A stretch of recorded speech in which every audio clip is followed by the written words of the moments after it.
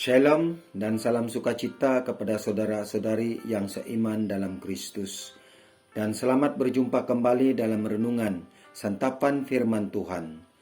Pembacaan Injil pada hari ini dipetik daripada Injil Lukas bab 2 ayat 22 hingga 35. Marilah kita sama-sama mendengar dan renungkan. Inilah Injil suci menurut Lukas. Dimuliakanlah Tuhan.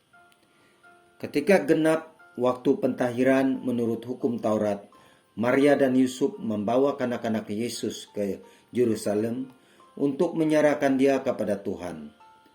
Seperti ada tertulis dalam hukum Tuhan, semua anak laki-laki sulung harus dikuduskan bagi Allah.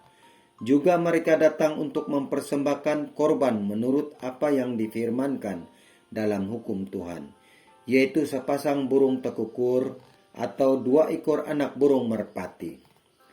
Adalah di Yerusalem seorang bernama Simeon. Ia seorang yang benar dan saleh hidupnya, yang menantikan penghiburan bagi Israel. Roh Kudus ada di atasnya, dan kepadanya telah dinyatakan oleh Roh Kudus bahwa ia tidak akan mati sebelum melihat Mesias, yaitu dia yang diurapi Tuhan. Atas dorongan Roh Kudus, Simeon datang ke Bait Allah. Ketika kanak-kanak Yesus dibawa masuk oleh orang tuanya untuk melakukan apa yang ditentukan hukum Taurat, Simeon menyambut anak itu dan menatangnya sambil memuji Allah, katanya, "Sekarang Tuhan, biarkanlah hamba-Mu ini pergi dalam damai sejahtera sesuai dengan firman-Mu.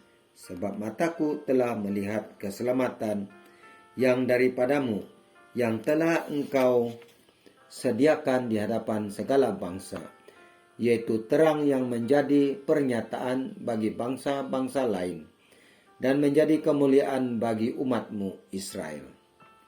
Yusuf dan Maria amat heran akan segala sesuatu yang dikatakan tentang kanak-kanak Yesus.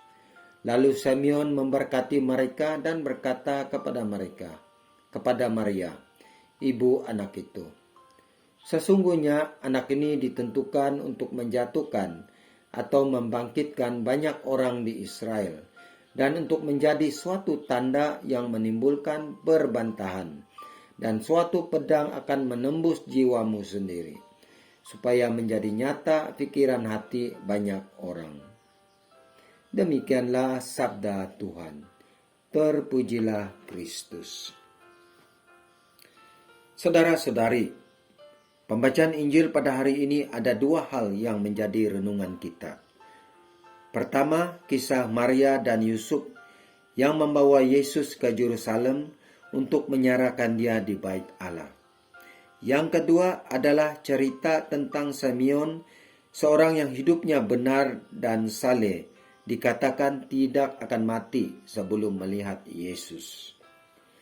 Saudara-saudari, pembacaan Injil hari ini juga menerangkan kepada kita bagaimana Maria dan Yusuf mempersembahkan Yesus di Bait Allah.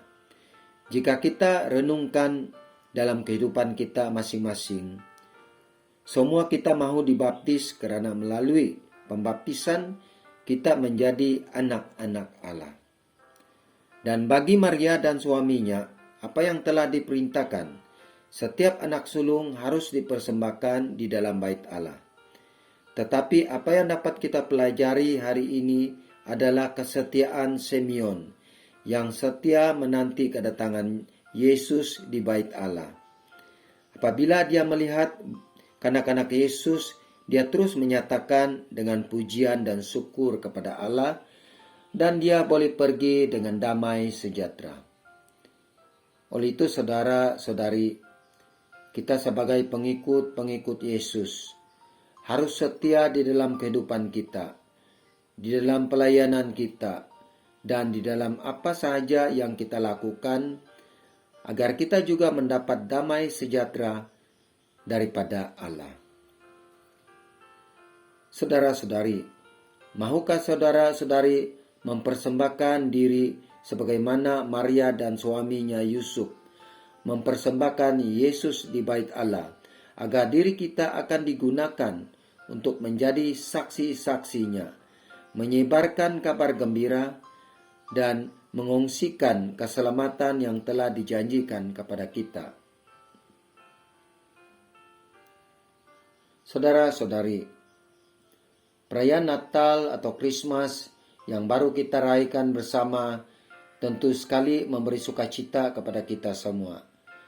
Tetapi perayaan tersebut bukanlah sekadar makan dan minum, tetapi apa yang paling penting kita kongsikan apa yang kita ada dan kita membawa damai sejahtera kepada semua orang yang kita temui. Saudara-saudari, sementara kita masih di dunia ini, ketahuilah, misi kita belum selesai. Allah mau kita melayani dan berbicara kepada semua orang tentang kasih, tentang keselamatan melalui anaknya Yesus Kristus. Saudara-saudari, marilah kita terus berdoa agar Tuhan senantiasa membantu kita dalam pelayanan kita. Dan semoga seperti Simeon, hati kita sentiasa terbuka untuk melihat terang kasih abadi yang membebaskan dan menyelamatkan. Semoga Tuhan memberkati kita. Amin.